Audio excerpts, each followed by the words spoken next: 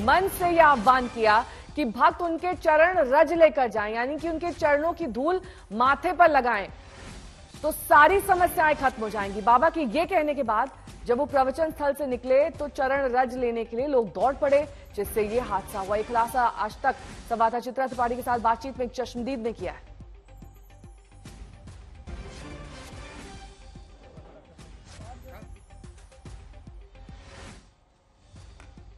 यहाँ से 4 से 5 लाख की भीड़ थी यहाँ पे। पुलिस प्रशासन की बहुत ढिलाई रही है इसमें, क्योंकि पीछे से रूट डाइवर्ट कर सकते थे, लेकिन उन्होंने रूट डाइवर्ट नहीं किया है।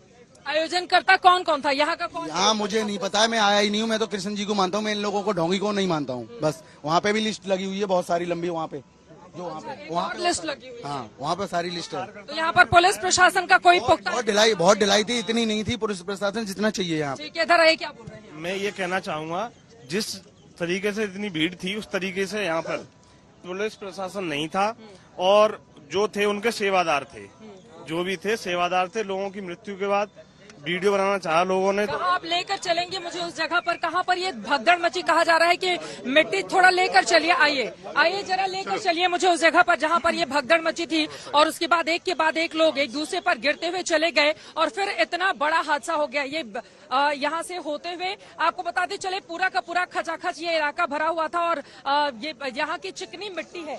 पानी के बाद यहाँ पे पैर फिसलने का खतरा बढ़ जाता है, जैसा कि अभी भी हम देख पा रहे हैं। लेकिन इतनी बड़ी तादाद में अगर लोग, कहाँ पर हुई थी भगदड़, आप बताइए जरा? यहीं से शुरू हो गई थी भगदड़, लेकिन पानी पीने के लिए बताया गया कि पानी पीने के लिए लोग आगे की तरफ बढ़े थे। उसके बाद यह जब बाबा जी उधर से निकले थे तो बाबा जी लास्ट टाइम बोल के गए थे कि हमारे चरणों की धूल लेके जाना, रज लेके जाना। तो लोग रज के चक्कर में उधर एकदम भगदड़ मच गया। अगर बाबा जी ने मंच से कहा कि मेरे चरणों की धूल लेके जाना, और उसको किसी को भी प्रॉब्लम हो उसके माथे पे लगाना, तो प्रॉब्लम दूर हो जाएगी। आपने सुना था अपने कानों से? हाँ, फिर से बताइए क्या कहा था बाबा ने? बाबा ने कहा कि मेरे चरणों की रज लेके जाना और ले जाके अपने घरों में किसी को भी प्रॉब्लम हो उसके माथे पे लगाना, उससे उसकी समस्या सॉल्व हो जाएगी। तो उसके बाद लोग उनके चरण की धूल लेने के लिए एकदम भगदड़ मच गया, और एक के ऊपर एक इस तरीके से। दोपहर में मौसम कैसा था यहाँ पर? मौसम सेम था, यही मौसम था। बारिश हुई थी क्या? जैसे अभी पानी नहीं, अभी ये नाइट में बारिश हुई है, लेकिन उस टाइम बारिश नहीं थी। धूप नहीं निकली, लेकिन अब बारिश में नहीं हुई। बारिश तो आज रात हुई है। बारिश आज रात हुई है। जरा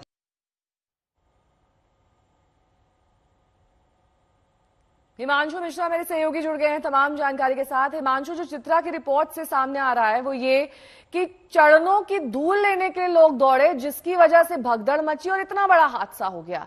अब सीधे तौर पर अगर बाबा ही इतनी बड़ी बात मन से कहेंगे तो जाहिर तौर पर उनके भक्त उनकी बात मानेंगे।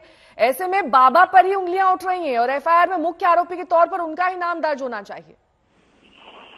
देखिए, बिल्कुल जब इन्वेस्टिगेशन आगे बढ़ेगी और पुलिस के पास जब सारी रिकॉर्डिंग, क्योंकि जब ये बोला गया तो उस वक्त की रिकॉर्डिंग की तलाश में पुलिस है। एक एक रिकॉर्डिंग, जो भी वीडियो, जो भी सोशल मीडिया पे फैले वीडियोज हैं और जो उस वक्त की रिकॉर्डिंग है, पुलिस एक एक रिकॉर्डिंग को जब्त कर रही है, सीज कर रही है और उसको फ्रेम दर फ्रेम देख रही है, और उस वक्त को देख रही है कि जिस वक्त ये मंच से कहा गया, और उसके बाद जब बाबा वहां से निकलता है और जो रास्ता उसके लिए मंच तक का बनाया गया था कंक्रीट का, उस रास्ते से होते हुए जब वो वहां तक पहुंचता है मेन रोड पर, और उसके बाद फिर जब उसकी गाड़ी निकलती है तो उसी वक्त अचानक से जो लोग रहते हैं, क्योंकि लोगों की संख्या बहुत ज्यादा थी, कम से कम 2.5 लाख तो पुलिस ही एक्सेप्ट करी, तो आप सोचिए कि कितनी भीड़ वहां पर उस छोटी सी जगह में थी।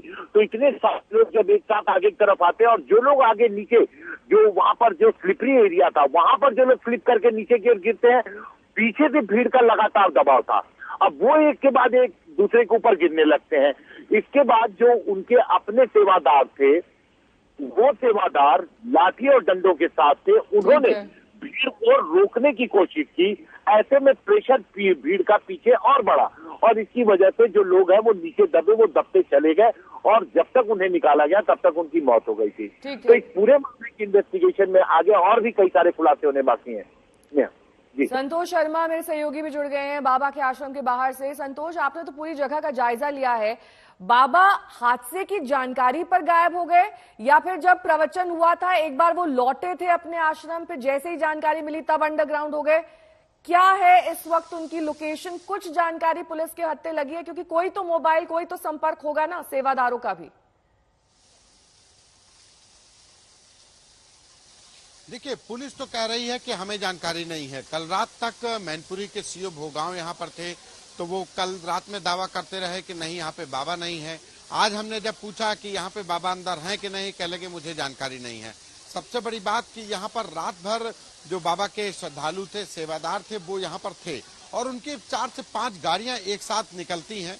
तो आशंका जताई गई कि कहीं इन्हीं गाड़ियों में बाबा भी तो नहीं निकल गए। इस पर जो डिप्टी एसपी रैंक के अफसर यहाँ पर तैनात किए गए थे, उनकी पुलिस टीम यहाँ पर तैनात की गई थी।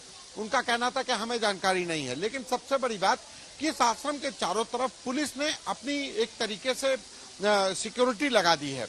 आश्रम की तरफ जाने वाले रास्ते से लेकर के नेशनल हाईवे जो NH-34 है, अलीगढ़ की तरफ जा रहा है, उस हाईवे पर मैनपुरी में ये आश्रम है और उस हाईवे से 2 थानों की फोर्स है, फिर हर मोड़ पर फोर्स है। उसके बाद बाबा के जो आश्रम है, जिस गेट चारों तरफ के गेट पर फोर्स लगाई गई है। गेट अंदर से बंद है, पुलिस बाहर मौजूद है। यानी कि बाबा, जो आशंका जताई जा रही है कि बाबा अंदर हैं। दूसरी बात कि बाबा का नाम FIR में नहीं है। इस बात के लिए अब जो कयास लगाए जा रहे थे कि बाबा क्यों भागेंगे, तो जाहिर सी बात है कि जब FIR में नाम नहीं है तो भागने का कोई लॉजिक नहीं बनता है। हमने उनके जो गेट से बाहर निकलने वाले व्यक्ति थे उनसे भी पूछा, तो वो भी इस बात की पुष्टि हालांकि नहीं कर रहे हैं। लेकिन बाबा अंडरग्राउंड है। सबसे बड़ा सवाल कि बाबा के आयोजन के दौरान 100 से ज्यादा 117 लोगों की मौत हो गई। उनके श्रद्धालु थे, उनके ही भक्त थे। अगर वो कहीं पर हैं तो उनको भक्तों के लिए कम से कम संवेदना तो व्यक्त करने के लिए सामने आना चाहिए कि हाँ, मुझे दुख है, मुझे अपार दुख है कि मेरे भक्त मेरे ही आयोजन में मारे गए। कम से कम इस बात की संवेदनशीलता तो दिखानी चाहिए। संतोष, बाबा की लोकेशन के बारे में कुछ जानकारी नहीं मिल रही है। हो सकता है बाबा आश्रम के अंदर ही हो, क्योंकि जिस तरीके की उनकी सेवादारों की एक लंबी यहाँ पर लाइन है और जिस तरह की उनके भक्त हैं, जाहिर तौर पर पुलिस प्रशासन भी डर रहा है उन तक पहुंचने के लिए, उन पर हाथ डालने के लिए। क्योंकि अगर वो ऐसा करते हैं तो जबरदस्त विरोध हो सकता है, क्योंकि अंधी आस्था का मामला है ये। देखिए, बिल्कुल इसमें कोई दो राय नहीं है कि बाबा के पीछे, अगर कार्रवाई के पीछे जो पुलिस देख रही है या प्रशासन देख रहा है, वो है लाखों की संख्या में जो भक्त हैं, जो एक आवाज में बाबा के एक कार्यक्रम में 2.5 लाख की भीड़ पहुंच जाती है। ये मैं जिस जगह पर आप मौजूद हूँ, ये मैदान है और इसी के मैदान के पीछे बारिश हो रही है, लेकिन कोशिश करेंगे कि दिखाएं ये पूरा मैदान। और यहाँ पर भी मैनपुरी के इस आश्रम में जो आपको गेट दिखाई पड़ रहा है और जो बाउंड्री दिखाई पड़ रही है, बाबा के उसी आश्रम की बाउंड्री है। और जो सामने मैदान है और उस पर एक चबूतरा, ये परमानेंट स्टेज बनाया गया है, यहाँ पर भी बाबा के आयोजन होते रहे हैं। बाबा के लिए यहाँ से सेफ हाउस कोई दूसरा है नहीं।